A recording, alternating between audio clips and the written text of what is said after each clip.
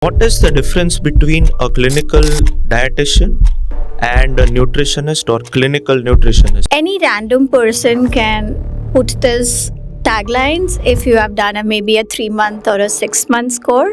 You need to go for blood reports. Say a lady of 47 years comes to me and she tells me that Vadhu normal che, everything is good, but I don't lose weight and my belly fat is not going. And she was shocked. She was diabetic. Her HbA1c was 7.9. Oh. Her cholesterol was out of control.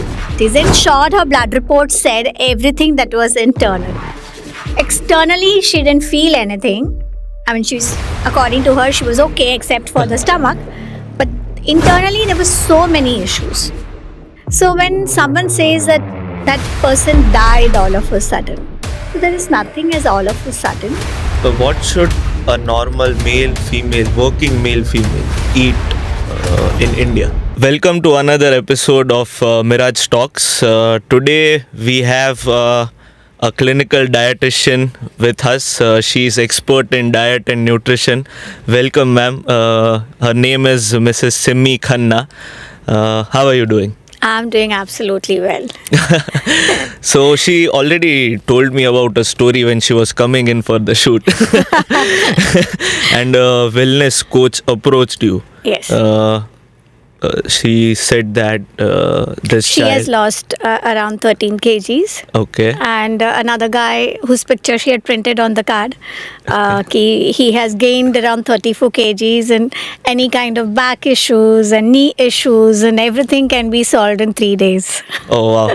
So, okay. We'll take this topic after a while when we reach the gym section. Sure. Just for starters, I wanted to tell the audience, right? So how did you get into diet? What is your background? Okay. And how you got interested in this field? Like you got passionate about diet and everything. Okay. So you can imagine a child of 10 years old. They want to play around every time. But I've always played in the kitchen. The reason behind was both my parents are cardiac. And they had specific issues where every few days their oxygen would drop down and, they would be in the ICU. And mostly my mother used to be in the ICU. Mm-hmm. So being the lady of the house, I tried to take her place at that age. So I learned cooking. And I'm talking about 42 years back. Right. And today I'm 52, so it's 42 years back. I can say 10 years old. And she had a lot of knowledge about cooking, our grandmothers especially, where they wouldn't throw any part of the food anywhere and, utilize even a bit of it. And that's a time when she used to give me instructions and I would sit on the platform and I would cook. If the roti was not goal, I would take a box and just cut it out to see to it that the roti comes goal at that time. And during that time, I'm not very fond of maths actually. I hate maths. So I was looking for a college where there was no maths or physics involved. And during that time, home science was a craze. It was a new thing, and according to people, even today, home science means it's a college where you learn cooking and where you learn stitching, and it's a basic knowledge what you get, but actually it's more beyond that. And I did my 11th and 12th in a home science college.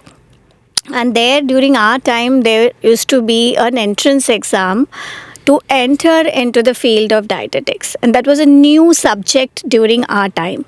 Okay. So I'm talking somewhere around 89, in the year 1989. And there we had to pass our entrance exams, and then there used to be an interview, and then 20 of them used to be selected during that time in this particular field, wherein we had a lot of training how to cook for patients without salt, and diagnosis, how to make the meal appetable to people if there is no salt in it, or if we had to give some diseased condition a specific kind of a food, we are taught everything and how to plan and what are the ingredients we can use and what are the combinations we can use. And somehow I always got an O grade in that subject, is maybe because I was cooking from a very small age and I had the knack of combinations and I had the knack of maybe Right. knowledge which had no scientific reason when I was cooking at the age of 10. And then slowly, when I entered the college, I used to only eat maybe pickle and vegetable. You could not identify in my plate which is more. I was not eating very healthy. But then as the years passed by and as things went, I tried to learn because I wanted to know what food can be given to my parents so that I could make their life more easier, live a little longer for us. And that's the time when I dedicatedly entered this field. I did my 3 years of BSc in clinical dietitian, and then I did my post graduation from Chennai. Because during our time, MSc used to be like a 2 years course, even today. And my dad, being from an Air Force background, he never wanted me to leave Mumbai and go anywhere. So that's the time I think I gave an entrance exam in Baroda, and I was on the list, but my dad didn't want me to go there, and that's the time when I took from Chennai, where I used to only go to give my exams. And each year I try to upgrade my knowledge even till today. I try to do something which gives me a more depth knowledge about the field what I am in and give my clients the best way to heal themselves. So that's how I entered in this field. Wow, that's inspiring. So, like, you did your MSc in which subjects? So I've done it in clinical nutrition. Okay. So we have subjects where we have about the planning, we have about the disease, we have the entire anatomy, how the body works, how one organ can, if not working properly, how can it affect the other organ. So there's a lot of things which are involved medically in this particular field. Absolutely. So, when I was doing my internship, I came across a lot of dietitians which were working in IPD and ICU. At that time, I understood the importance of diet in patients having, acute kidney disease, diabetes, hypertension, and it affects a lot. Yes. The same way exercise does. I Yes. knew the importance of exercise being in my field, but I wasn't aware of the diet side. Okay. So, yeah, uh, what is the difference between a clinical dietitian and a nutritionist or clinical nutritionist? Like, what are the titles? I don't know. Okay, so nowadays there are a lot of titles. As I said, there's wellness coach, there's health coach, and there's a holistic coach, and there is a nutritionist. So, nutritionist, the tag, or maybe a health coach or a wellness coach, any random person can put this taglines if you have done maybe a 3 month or a 6 month course, or maybe if you have done it from IGNU, where it is a 1 year correspondence course and you give your exams. But the basic background is not of the diet. So Right. that is, you can say, in nutritionist, if you do a course of 3 months, you can call yourself, or maybe if you have lost weight and you had taken the diet from somewhere, and if you have done a 3 months ka coach, you can also become a nutritionist. Okay. But when you write a clinical dietitian, when you write a tagline like this, it says that you have done your BSc in this clinical nutrition for 3 years. That is your basic foundation course. And then there could be MSc, there could be post graduation. The recent now is an RD exam, which is called as a registered dietitian's exam. I have not done that because I think by the time it came, I had already crossed a lot of age. I didn't want to go back and study again. So we have internships in the hospitals for 6 months. Okay. And the hospital environment is, as you said, like you realized a lot of things which the kidney patient or a hypertensive patient, they need a lot of care, and the diet really has to be monitored. So yes, it makes a lot of difference. So today it is, even a physiotherapist, like many a times, like randomly people go for a backache and they'll start giving a random advice, Yeah. or maybe a doctor has a printed sheet where he gives a random advice, or maybe a gym trainer would give an advice. It's very easy because there's a lot of information that's there on the Google Baba, or maybe the Instagram Baba. Yeah. But I would feel that I always tell my clients that don't compare my knowledge with the Google degree. So you name the problem and I can give you the solution. I don't have to look into any kind of a Google matter or any kind of a chat GPT matter where I have to, like, put in and ask, okay, ab mujhe kya karna hai? Like what I have to do next. Yeah. So I think if you're qualified, you can give a variety to the people who are foodie, who love to eat, and not something that you restrict to eat or you ask them to stop eating. To And then, give substitutes, right? so a lot of substitutes are there, or maybe if they want to eat outside, there are a lot of hacks which I provide them. Right. The first and the foremost thing what I ask them is throw away the weighing scale. So I don't measure them on the weighing scale at all. So that's very new. Why do you do that? Like throw away. So I believe in energies actually. Okay. A lot of positive energy, a lot of negative energy. So just imagine that you get up in the morning with a very good mood, and you're really working really hard in terms of diet and exercise and everything, and you stand on the weighing scale. And you see, okay, there's a not major difference. And then there's a negative energy. Oh, I'm trying everything, I'm doing everything, and why my weight is not moving? So that's a negative energy which will not allow your positive energy to come back. And your whole day starts with a cribbing mode. Yeah. A mode where you're confused as to what mistake are you doing, or where is it that you're going wrong, and that's the time when you start skipping meals, or maybe you'll stop eating some certain types of meals or certain types of food. And then again you're frustrated because you are lost, because you don't know the exact module to reduce.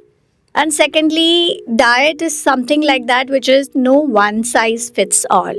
So it has to be a customized, a personalized diet plan Exactly. which helps your needs, your body requirements, so you can enjoy your food rather than fearing the food for that matter. Got it. So like that is a very important thing. Like it should be very personalized. And for that, when we were talking before, you told you need to go for blood reports. Correct. So, what is the significance of blood reports? How does it help you understanding a patient Okay, when anyone so comes in? I'll just give you my client examples. So many a times people don't want to spend on the blood reports, or because the doctors have not told them. And one day a lady of 47 years comes to me and she tells me that, but do normal che, everything is good, but I don't lose weight and my belly fat is not going. So I asked her, and my protocol is without a blood report, I don't plan diets. Okay, so if you don't have a blood report, I'm not the right person to come for the diet plan. And you'll be shocked, and she was shocked when she got the reports in her hand. She was diabetic, her HbA1c was 7.9, Oh, her cholesterol was out of control, her uric acid was out of control, she had a non-alcoholic fatty liver, oh, and she had a lot of vitamin deficiencies. In short, her blood report said everything that was internal. Externally, she didn't feel anything. I mean, according to her, she was okay except for the stomach. But internally, there were so many issues. So when someone says that that person died all of a sudden, so there is nothing as all of a sudden. It's maybe you did not listen to your body symptoms. And I always say once in a year, a blood report is a must. The basic blood reports for basic body parts, each body parts. Another example, I'll tell you, a 10-year-old child came to me from Bhandwad and weighing 72 kgs. And they were not ready to get the blood reports done. So I convinced them, I explained it to them, and they agreed. And they were surprised the child was pre diabetic. So you can imagine at the age of 10, the child was pre diabetic and he became insulin resistant because there was a lot of thought process that was going on in his brain. And in spite of diet, he was not losing the weight. The reason behind was his mind. So the mind and the gut, they are interconnected. Right. So if the mind is your first brain, the gut is your second brain. So there's a big, huge connection between the two. So if you are eating the food with fear or with guilt, it turns into fat. So everybody knows that pani puri is bad, cakes are bad, chocolates are bad, samosas are bad. But if you want to enjoy, yes, you can without guilt. So because the moment that food comes in front of you and there's a message passed, oh God, I'm eating samosa today. So what about the calories or what about the weight? And you'll see that it's that message that is passed on to your brain which converts the food into fat. Okay. So you can eat in moderation. Once if you take a good diet plan from a qualified dietitian, they do allow you to eat outside. So there are no cheat days as such, like how it is said, like have a cheat day. So there are no cheat days because you're eating everything what is there in the house. There's no oil restrictions unless and until there's a major issue in terms of your body. But many a times if you're staying in a joint family where, you have your grandmothers and grandfathers and you just cannot alter the food. So maybe we can give a tip and tricks to them how they can eat the same food and how they can include another food along with it, which will not allow the body to absorb that much amount of fat and that much amount of calories inside them. So that is a very different approach from what I have read. Like when I lost weight, I was always reading the label and eating the food. And it surely gave me a guilt when I was eating sugar, cakes, ice cream. So I stopped it for like 3 to 4 months. And after that, I felt that when I reached that level, I stopped dieting, went back. And yeah, I was normal again. But that is something which I've never heard or read. The psychology and which goes behind the food is very new to me. Another thing what is there nowadays is a lot of things have become very easy, accessible. Like you must have read the label maybe because you were not in India and you were, I think, out in London. So there the awareness is a little more about reading the labels. Yeah. In India now, I think the food farmer guy has made the Instagram so much hyped that, okay, now kids do, read the label or they check what is there. So yes, labels do make a lot of difference. We need to educate, especially the younger generation, which is going to be the future of our country. Because everything is just one tip away. I mean, you do a Swiggy, you do a Zomato, you do a Blinkit, anything. And you don't get a lot of options about health. But yes, you get a lot of foods which are not good for you. So definitely getting your meals from home is always better. But in case if there are kids who are students and who are outside, and of course I am dealing with a lot of medical crowd in the students who are in Ahmedabad or somewhere in Canada where they are studying. And if I understand them and when I plan a diet for them, it becomes like really accessible because little bit of pre-planning is required. And I do share a grocery list also for them to make their life more easier. So that 1 month ka grocery list is given to them and they know what they have to go and shop. So they don't tend to pick up anything that is not needed, and we just pick it up randomly whenever we are going for mall shopping. Or maybe we like an advertisement, or maybe we like an attractive pack and we pick it up. So at least my clients don't do that. So, what should a normal male, female, working male, female eat in India? Okay, so if A they normal Indian diet. So if they are at home, they are blessed. Because then they'll get a home cooked meal, which normally tends to be balanced, especially the lunch, skipping the breakfast and the dinner part. So you can imagine I've been lived in Gujarat for like almost 28 years now, and the amount of clients that I have seen, I think I have the diet by hearted by a typical Gujarati. So though it's a country, or maybe it's a state where the food is really good, but in India, most of the cultures, the food is more carbohydrate based. So if you see Punjab, aloo ka paratha is there, makki ki roti and sarson ka saag is there.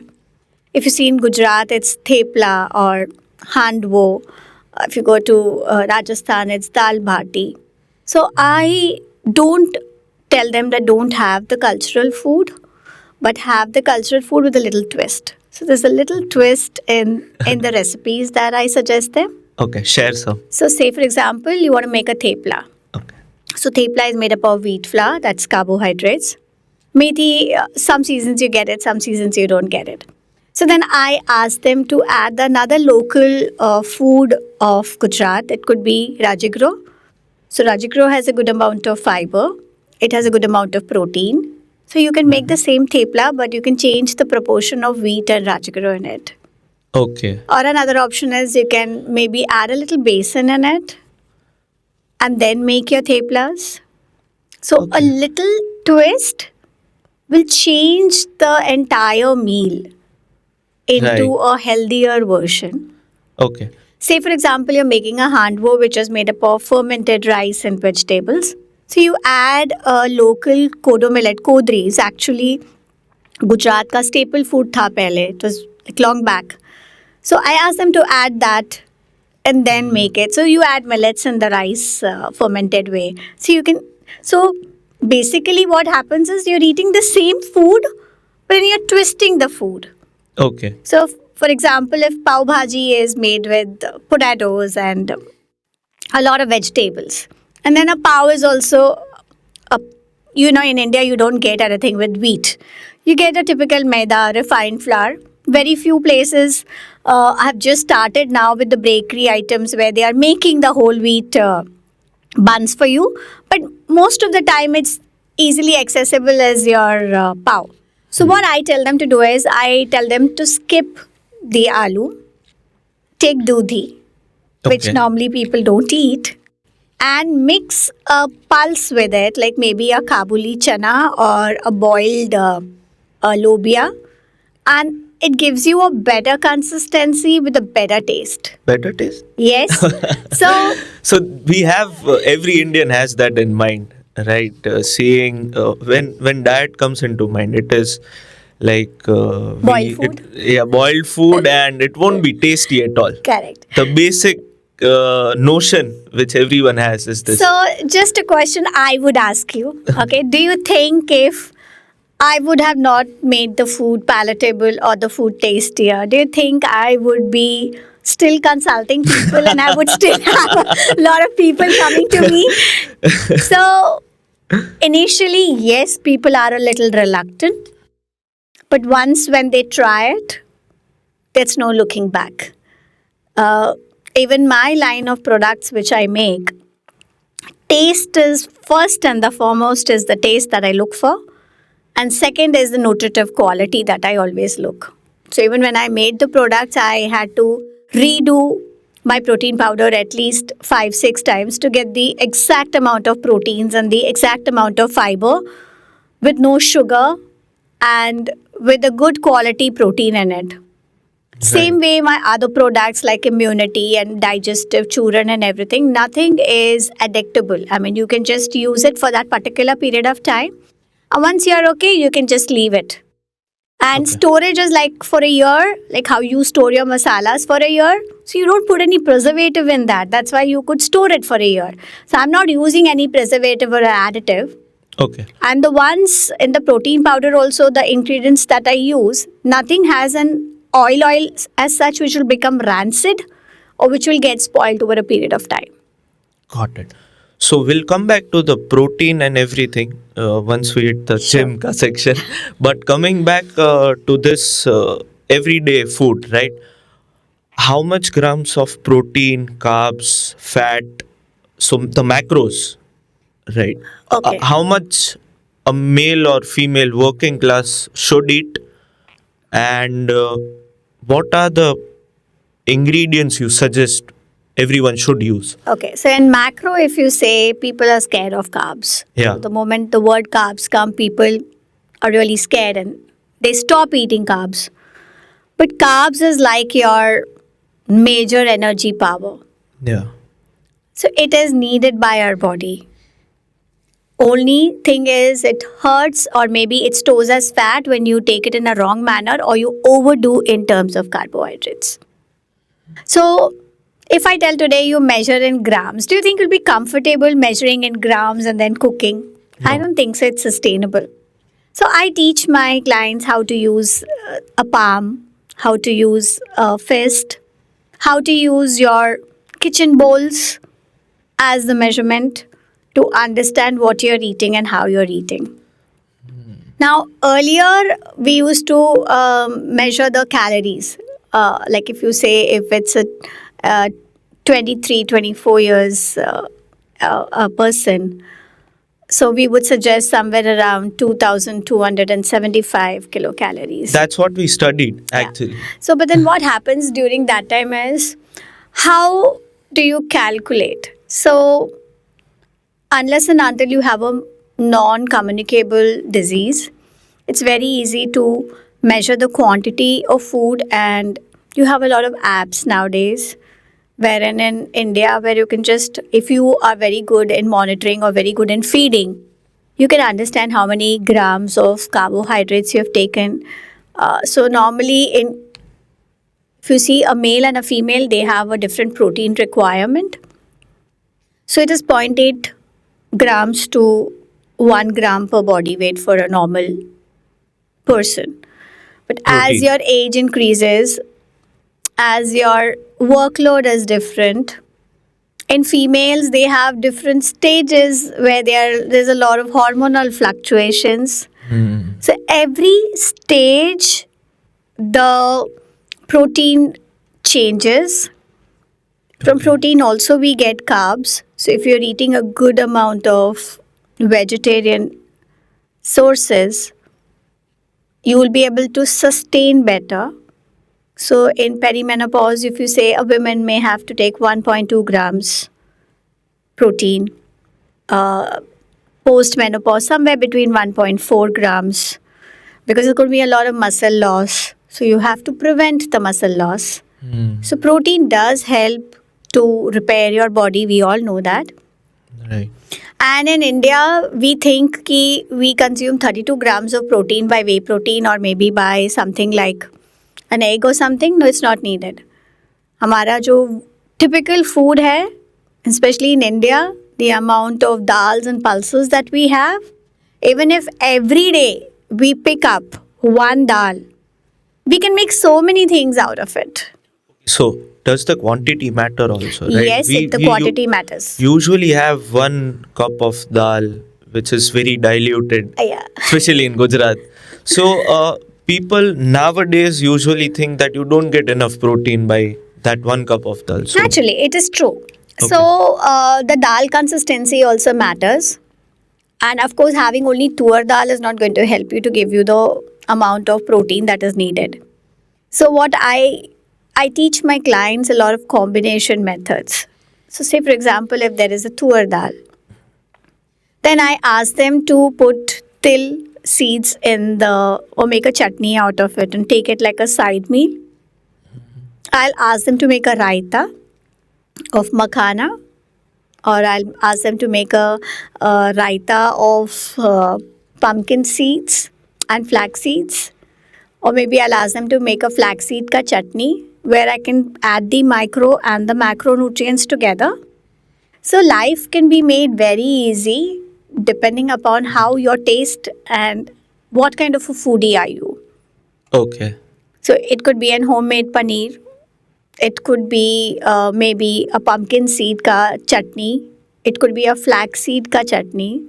So there are a variety of things that are there in our kitchen which can help us to get everything. It's only that we should know how to balance it. Got it.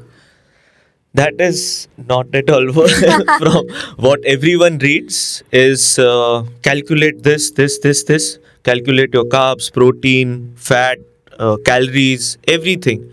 So people, mostly the influencers, right? They tell you about in a day you should have 2,200 calories, have 3 to 4 meals, and protein should be divided. This should be divided. Everything is like very systematic. But when I am talking to you, the idea is changing a lot. So how many meals a normal person should have? So if you are a working person, at least three major meals are needed. Then the mid meals I ask them to carry in form of a water. I would add something in the water, like maybe a jaw sattu and lime juice, which gives you the protein and the micronutrients together. So I Okay. have a varieties of drinks which I can tell people to carry it with them to the office, which makes their life more easier, and they don't crave for chocolates or they don't crave for any junk food over the period of time. Okay. So those are the snacks, right? You replace that water with snacks, like So random I don't snacking. replace the water by snacks. No, so people have that knack of random snacking. So Whenever, snacking happens, or the craving you get. So say for example, if you're craving for a sweet after your meals, it's basically the amount of proteins what you have had is not enough. That's the reason why there'll be a spike in your insulin levels the moment you take a high glycemic index food, and the faster it booms up, the faster it drops down. But fiber and protein, they basically release the insulin in smaller parts, and that's where you can maintain, and you will not have a spiked graph, but you'll have a balanced normal curve graph, wherein you don't feel hungry or you will not crave. So today only I got a message from a client of mine in Mumbai. She's working, and she said that just started your diet and I can notice that my cravings are zero. And she's a person who traveled. You can imagine in Mumbai traveling from one place to another. It's like really 1.5 or 2 hours of travel. Now, in that, how to carry your lunch and take it, and how to avoid the vada pav or sandwiches or anything that's just below your office. So, when you guide the people, when you make the meals more easier, I think you will not crave for the wrong kind of food. You'll be absolutely satisfied with the food what you eat. okay, so talking about sweets, what should one eat? Like, what sweets are healthier compared to other sweets? So, as people think that having jaggery or having khand is healthier than sugar, then I would say no. They all belong to the same family with the calories up and down. Okay, so I teach my clients how to include dates if there is no issues of sugar, insulin, or maybe diabetes or pre-diabetes. You can even have cinnamon to make your sugar cravings go less. I teach them how to eat the dates.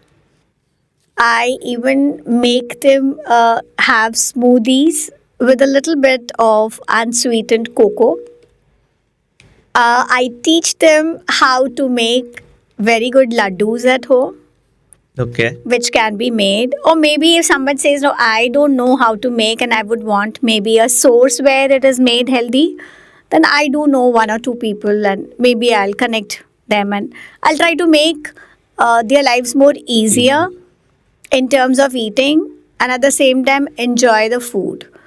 Or I tell them to maybe have a piece of dark chocolate or maybe milk chocolate, whatever they like. So always try it out that just take a piece of it and don't bite the chocolate. Just leave it like how normally in Gujarat people eat pan. So you can just just take a small piece of it and keep it on the side of the mouth and let it mix with the saliva. And you'll trust me, you'll enjoy the chocolate even more.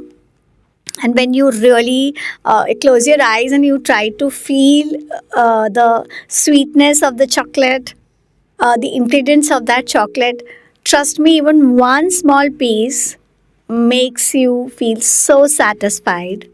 So, anything which is above the moderation, whether it is good, it's going to harm you anyways. So, even good things harm.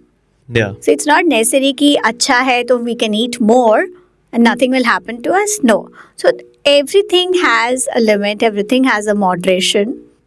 And once you understand your body, it may suit you, it may not suit me. And then that's how we can plan. So if I tell them that you love to eat ice creams, wow, eat an ice cream, cut a fruit in it and just enjoy the fresh fruits and the ice cream together. There's absolutely no problem. Okay. So I teach how to eat, when to eat, and the right quantity to eat. Okay. So that makes everybody's life more simpler. So if a client of mine is maybe from US or from UK, I even teach them how to pick up a curd yogurt from the market, which brand to pick it up, and how they can pre-prep and make lovely smoothies which they can prepare it in the night and keep it and just take it at a go when they're rushing out for some work or for studying, and how in the night one pot meal can help them to give them everything. So each person, some are foodie, some are not, some like cooking, some don't like it. So depending on who comes to me, I don't have a printed template ready. So it takes me around 40 minutes every time I have a client. So I normally don't rush in taking like say 10 people a day. So I can take only max 3 people a day because I need to plan their diets. I need to give them the recipes. And nowadays in Gujarat where people don't understand English, I get those crowd people. So I send them the diet in English, but then I can speak Gujarati. I can't write Gujarati. So each and every recipe, I voice note and I send it to them. The reason behind is if they have come to me, they've trusted me, that I would want to give them the best value I can. I never calculate the number of hours that I spend with them or how much time are they taking from me. But yes, I do give my best to make their life best because I feel sooner or later, if your food is right, you don't need any medicine. Right. So I want people to live longer because that's one thing I have seen my parents. So as I told you, I was 10 years old when both my parents used to be in the ICU and not living well. Today my dad is 90 and my mom is 83. That is because of you. I need a consultation ASAP. So I have seen my parents even today.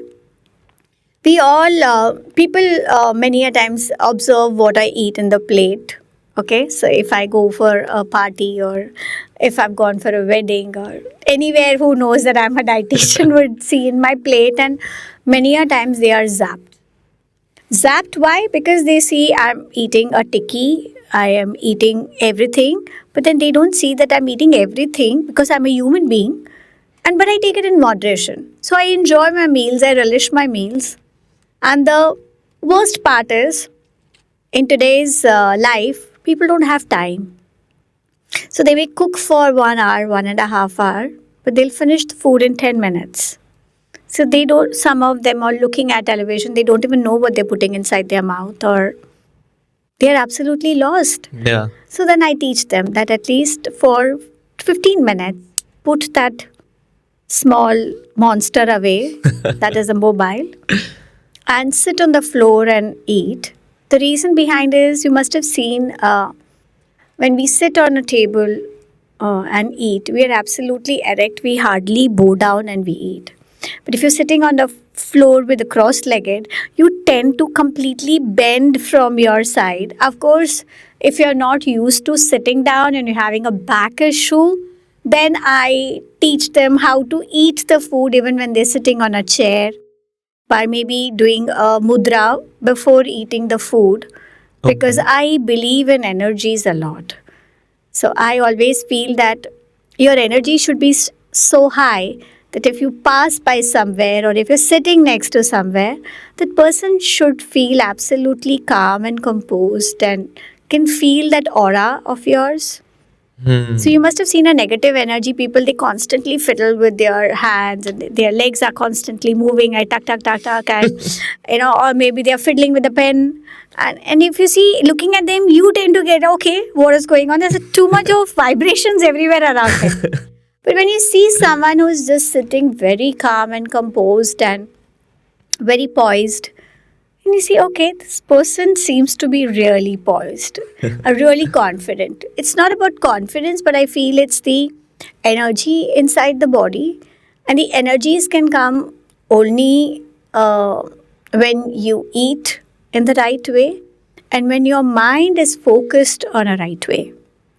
Got it. So that really, really makes a lot of difference. So that's why you must have seen that when there's a puja in the house or any kind of a spiritual activity in the house, that day the food really turns out very tastier and Yeah. the prasad really comes out really well. Yeah. It's why does it turn out? Because you want to give it to the god. You want to make the god eat once and then you want to serve it to the other people who have come to your house. So the food is really good. But every day, okay, you don't want to cook, or maybe you've had a headache, or maybe you don't feel like getting up, or some issues, or maybe you've not slept in the night. So you get up with a very different frame of mind, and then you start listening to songs which are just randomly playing around, and you just want to have the beat, and you tend to cook. So that's the energy that is passed on to the food, and that's the energy which you are feeding it to the entire house. So wherever you feel that the mother or whoever is cooking, or maybe you can say many people, they have cooks in their house. So when they'll come, they'll put everything on the gas, everything's on the full flame, and it's like city pe city, and they're very fast they're doing it. So you must observe in that house, and I have observed it, where people are also with the same mind frame. But then when they understood and when they started giving the food to the god first and then giving it to the family members, yes, it was energized and then given. So I always feel it's very important because food is God. Anna Brahmam that is why we called it. So food is something which is like God, and we are not treating it like a God anymore. Exactly. People treat it in calories. Everyone understands that it is a maths game Yes. and you just calculate. But when I'm talking to you, it's an art. Yes, it's an art of eating actually. So Yeah. once you learn, so today whichever clients who have been with me, they are there with me for 3 months or max 6 months.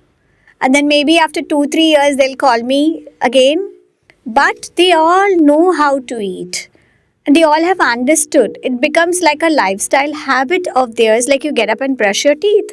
It's the same way they have now learned it. Okay, we have gone out, we know how to choose the menu. We know what to eat. They do cheat in terms of desserts. They do cheat in terms of alcohol, everything. But then they don't put on weight. They won't lose, they won't gain either. So that's the best part, is when someone is coming to you with a lot of trust, and if you give them a diet chart wherein you've just given them 1 or 2 items to eat in the whole day, maybe only boiled moong and khichdi and maybe a fruit, the person is lost because they get bored eating the same food again and again, and then they get averted towards these foods. They may not even look at those foods again. And I always feel, yes, khichdi is a good, healthier food. But do you chew it? No. Why has God given you teeth? So, khichdi can also be made even more better if you add a prebiotic or something like a raw vegetable in it, wherein you use your teeth to chew. You'll see your gut microbes are changing in the body. And you'll see a lot of difference in terms of your mood, so it is like good food mood is what I call. So if your food is good, your mood is good. Yeah. So that directly affects the gut health, right? Yes, it Talking does. about gut health, what should one take? Like people are taking probiotics and everything every day. What are the natural ingredients like curd I've heard about? So curd, yes, but Okay. then I travel a lot nowadays, and I noticed that in Bangalore, uh, no one makes curd at home. Everybody is buying a curd which is ready. And in India, most of the time, I think we don't get the cultured or the live bacteria in the curd. So it's psychological what you're taking as the curd in it. Plus, you're consuming a lot of fat, which the outside curd has. So if you can't manage with the curd, I tell them to make a kanji, which is very easy. You just need to cut the beetroot and the carrot cubes in 1 liter of water and just add a mustard seed powder and very little of salt and keep it. And it becomes a very good probiotic. Okay. Or if you are in a metropolitan city, you can go into buy kefir, you can buy kombucha, you can buy ginger ale. But if you want something which is homemade, kanji is one of the best. You can even make rice kanji. Keep the rice in the in your curd in an earthen pot the whole night outside, and then in the morning you can just give a little baghar and you can get a good pre and a probiotic together. So if you know the art of eating, our India is full of, if you see the nature, the way the God has designed the fruits and the vegetables according to season, you will be really surprised. Like rainy season has started. So you'll see you get the fresh ginger, which is an anti-inflammatory, right? And during this rainy season, everybody immune system is very weak. So you'll see you get a good fresh corn. If you see they ask you not to eat the green leafy vegetable because that's the time where there's a lot of breeding of microbes that are taking place inside the vegetables, like your spinach and a lot of things. But unfortunately, in Gujarat, we don't have the rainy season water vegetable. But if you go to Maharashtra, you get water spinach. You get forshi. So there's a lot of local vegetables, green vegetables, which you get, which can be used in our daily diet. And then you get a variety of foods what you can make out of it. Okay. So Not necessary that every time we need to pop in a probiotic or we need to buy expensive stuff. No, it just home stuff is also okay. Absolutely so that's fine. how our local food and our ancestors designed the whole Yes. food menu basically which Right. we were So if you eating. see even pickles prepared by our grandmoms, whether it is a local vegetable, if you see here in Gujarat as is karma, or maybe it's gunda, or it's the mango or the whole mango, they make it so well. But we tend to avoid it because we feel it has a lot of oil and a lot of sodium in it. Yes, it does.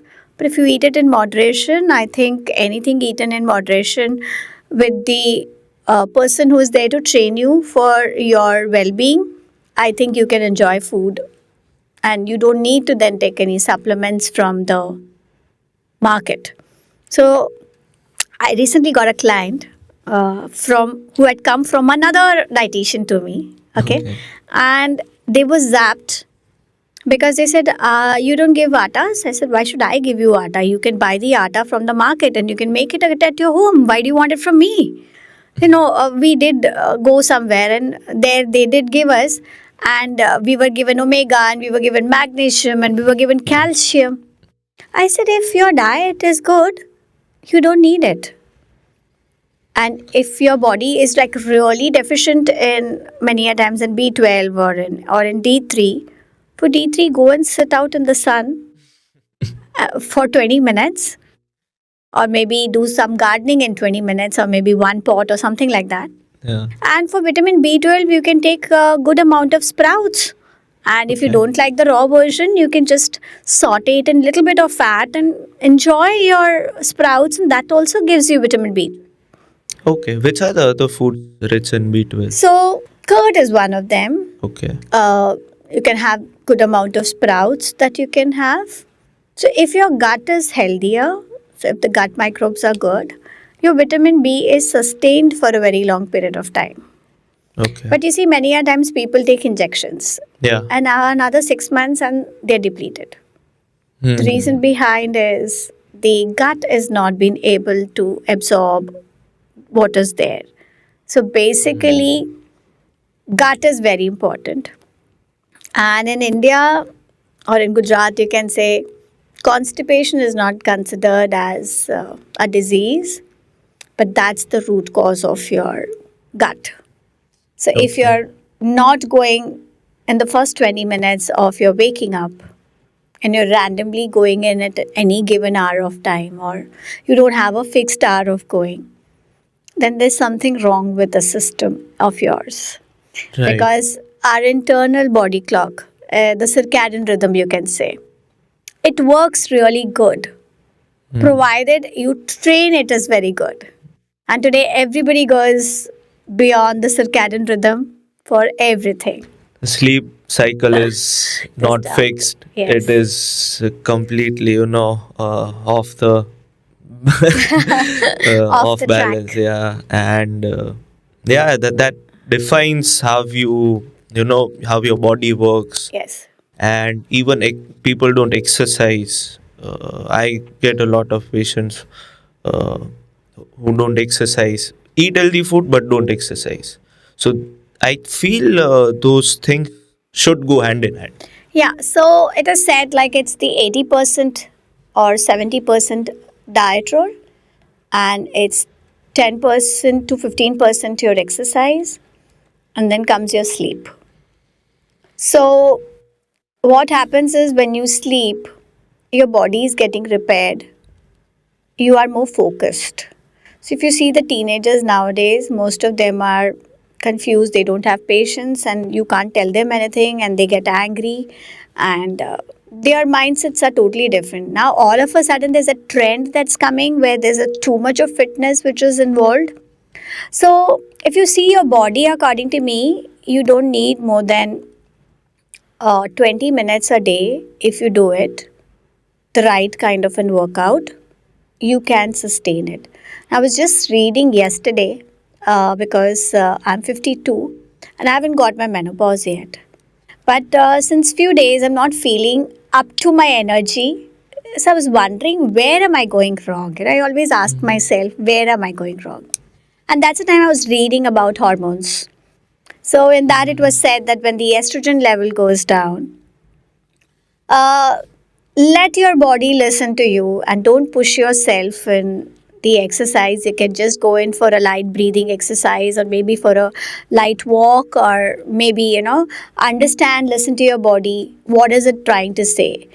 So once if we understand how your body speaks to you, I think you've won the game.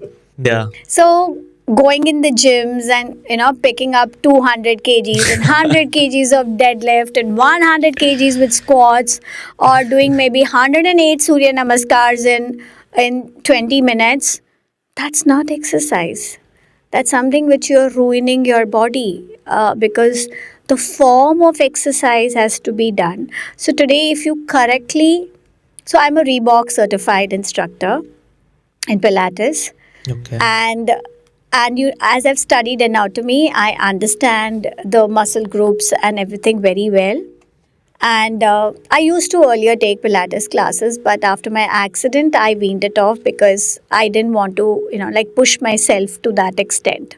So, because if you commit, you need to commit. So, I didn't want to give a commitment to others. I wanted to give a commitment to myself. So, that's the time when I started spending time with myself and giving myself that energy, that 40 minutes of workout or 45 minutes of workout, what I do. And as I said, I work according to my mood. So if I'm not feeling too good, then I tend to do a little bit of stretches and I focus a lot about breathing. So breathing is something which I tell is a very important factor because breathing helps your cortisol level. Breathing helps your visceral fat to go off. So visceral fat I have noticed in my patients, people who had 22, 23 of visceral fat in them, they lost only if they did the breathing exercise regularly. And just by doing the body analysis, I could make out what they have skipped and what they have not skipped, or what they have done and what they have not done. And they used to be surprised, how come ma'am comes to know that we have not done this? And then that's the time when I told them that, okay, just do this and come to me after 15 days or after 20 days and you'll see the difference. And once when they saw it, and if you dedicatedly, if you can just focus on your breathing, and today we all do shallow breathing, we don't even breathe properly. So, coming to the visceral fat and gymming, right? Let's have a quick section of Yeah, people who are hitting the gym and people who want to lose weight. Okay, so people going to the gym, they have that concept in mind that they need to take a lot of protein. So, what do you suggest? So many people, they come to me. So I have a lot of youngsters also who come to me who want to do a little bit of bodybuilding and they want to look leaner.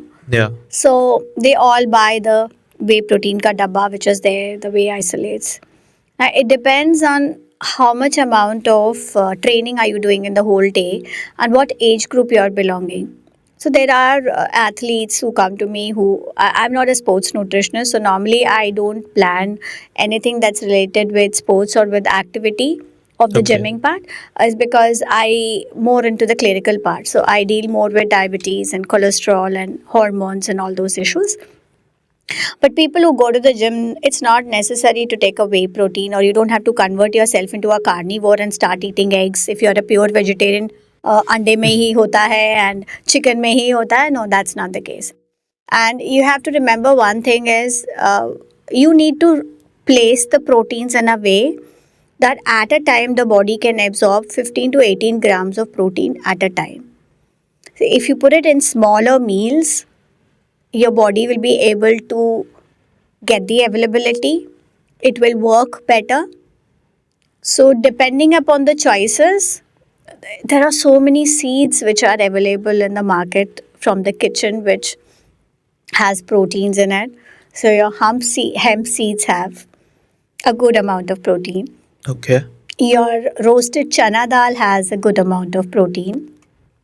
Your kulit dal, that is a horse gram dal, has a lot of protein. So when you tend to mix or understand the formulation, so as I'm a food innovator, I tend to make a lot of combination of foods. So if you tell me I'm a lactose intolerant, I would make something for you which does not have lactose, or maybe gluten free. So I can, and sometimes I do share the recipes with people. If I don't want to make it, I will share it and I'll ask them to make it in a glass bottle and keep it, and then put it either in coconut water, because many a times people who are taking the ready milk, they feel bloated. So they can mix it in coconut water, or maybe they can mix it with a fruit. And that's how I train them to have. And then plan the meals in shorter, smaller portions where each meal has a protein in it. Okay. So, And it's not only paneer. So I did get a client. She said that she goes to a gym where they ask her to eat all 3 times paneer. And if you buy the paneer from outside, really, it's full of fat. Proteins are not comparatively lesser. yeah. But if you make it at home, And don't tell me that if today someone tells me to have khichdi every day or have only paneer every day, I think over the period of time, I'll too will get bored of it. Yeah. So once you give them a lot of varieties, and tofu is not our Indian food, Mm. not liked by everybody. So I tend to give something that's local, depending upon what they love to make. So if there's somebody who's like really love and foodie and love to spend their time in the kitchen, I have elaborate menus for them wherein I can teach them to make a lot of stuff. Okay. Or sometimes it's on the go, that you're running on the go and we can give you that, which you can just prepare it and keep it in your glass bottles, and maybe you just have to pick up 2 scoops from it and put it in maybe a smoothie or maybe in coconut water, and you are ready to go. Okay. Uh, One more thing about the gym people: white rice versus brown rice. So, Clear that out for us. to be very honest, my personal opinion is I don't recommend brown rice. Everybody has their own personal opinions, and I somehow believe that I'm not the one who would recommend because I personally don't like it. So I feel if it's very important to have the food in a way which is acceptable. So in India, we have a varieties of rice that is available. And we just know about 2 rice, that is one is basmati and one is kolam or jeera, sir. But there's red rice, there is black rice, there is mogra rice, there's amber rice, there's mansuri rice. There are varieties of rice. There are almost 16 varieties of rice that are available. So which part of the city that you're staying in, and what is the local available rice available there?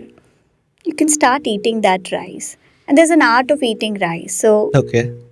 if you're eating rice, like I'm a rice eater. So if you give me rice, both the times I eat only rice. I mean, if you ask me, I can avoid chapatis like for months together. So always remember the rice portion has to be lesser.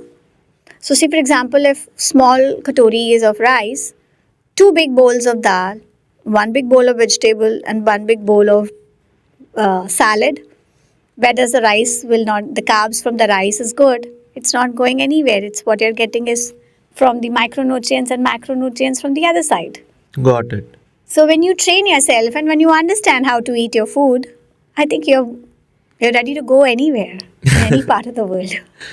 Uh, One last question from the gym part. Weight loss. What foods should they eat for them to lose the fat? Apart from breathing exercising, is it a game of proper match that if you go for a 2300 calorie workout, you should eat 2000 calories, so you are in a 300 calorie deficit? So it depends. Like I teach my clients not to go on the weighing scale, as I Okay. told you. I ask them to pack the weighing scale and keep it somewhere where they can't see it. The reason behind is many a times the weight loss could be a muscle loss or it could be a water loss. Yeah. Now, when you say fat loss, you can see it in your clothes. So if you're wearing a size XL, you come into large, and that's fat loss. Of course, the byproduct is the weight loss, but you can make out from your measurements and everything changes. Now, when you want to lose weight, people focus more on the cardio part. Yeah. But actually, cardio should be comparatively lesser. People think we'll sweat, हमें पसीना आएगा और हमारा weight कम हो जाएगा. Of course, weight कम होता है because you're sweating and there's a water loss. But the moment you're going to drink the water, you're again going to come back to square one. Yeah. So you have to understand your cardio has to be minimal. Your strength training with your own body weight or with good amount of repetitions for a normal person. I'm not talking about person who wants to make a 6 ab or anybody who's into the fitness part of it or like an athlete, but a normal person. You need not go in for so heavy weights. You can go in for weights or props which you can use your own body weight and do it accordingly. And go and increase the number of repetitions that you take. Exactly. So being an orthophysio, I always suggest that use your own body weight. Right. Go for close chain exercises like push-ups, uh, body weight exercises like squats? So I normally teach the women who come to me how to do a wall push-up. I start with a wall push-up first. Yeah. I train them how to do that. Then I teach them how to do it on a chair push-up. So from the wall push-up, I bring them to chair. And then from chair, I bring them on the knees, on the floor. And the last level is where you actually do the push-up push-up. with your arms absolutely straight. Right. So depending upon the fitness level, I think we need to train them like that. Yeah. But here, people just go and hire a trainer, and I don't know how well the trainer is trained for. And they are doing a lot of exercise, and they'll guide you. Now eat this, now eat that, and they tend to become your guides for eating food. Yeah, So I feel half knowledge is really bad.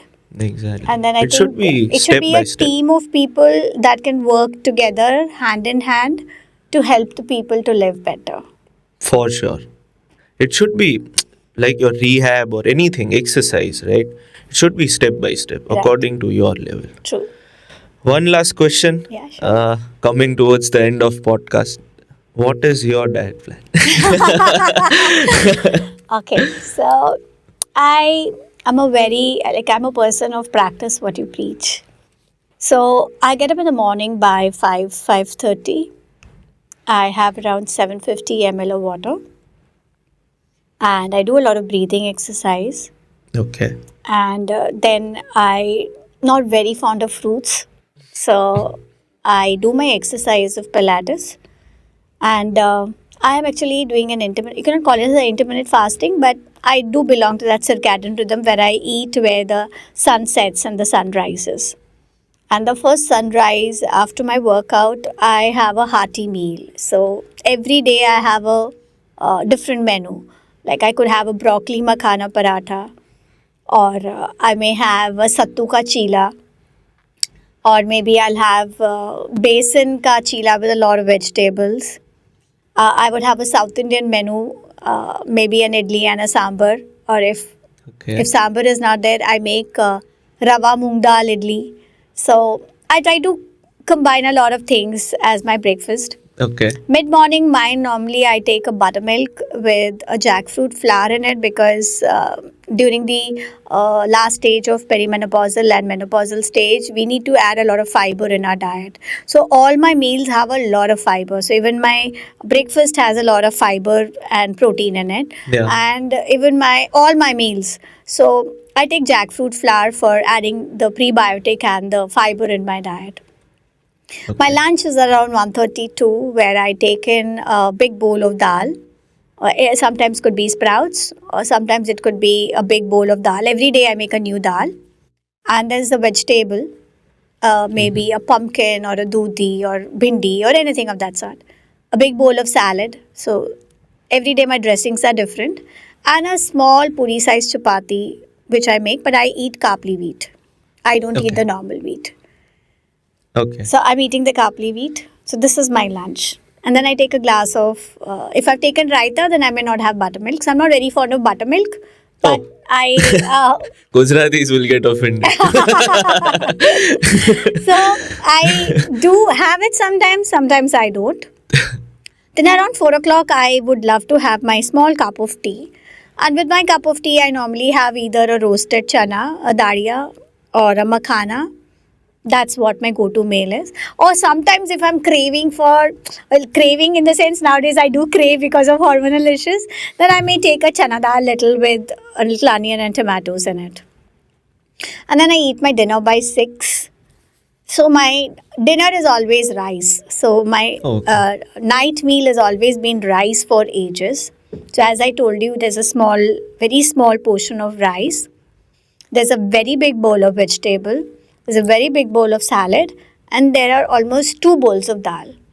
So that's what is my. So as I'm a Punjabi and a Himachali mixed, so we have one day rajma, then one day we have a pahadi dal, then we have chole, then we again have the black urad dal and chana dal, which is again a pahadi dal. So I try to make it in a way that where I have one day dal and the next day we have a pulse. Okay. Afternoon dals are different. and my evening dals are different. Right. So with that, I tend to eat a lot, and then I walk like maybe for 20-25 minutes, Okay. and then I eat my next meal in the morning. So that's how is what I eat. Okay. Thank you so much for coming in Okay. and for educating us, changing the perspective. You have a lot of hot takes on many topics. Yes. You changed a lot of concepts and busted many myths which were there. Yeah. So I'm glad I could do that. thank you, ma'am.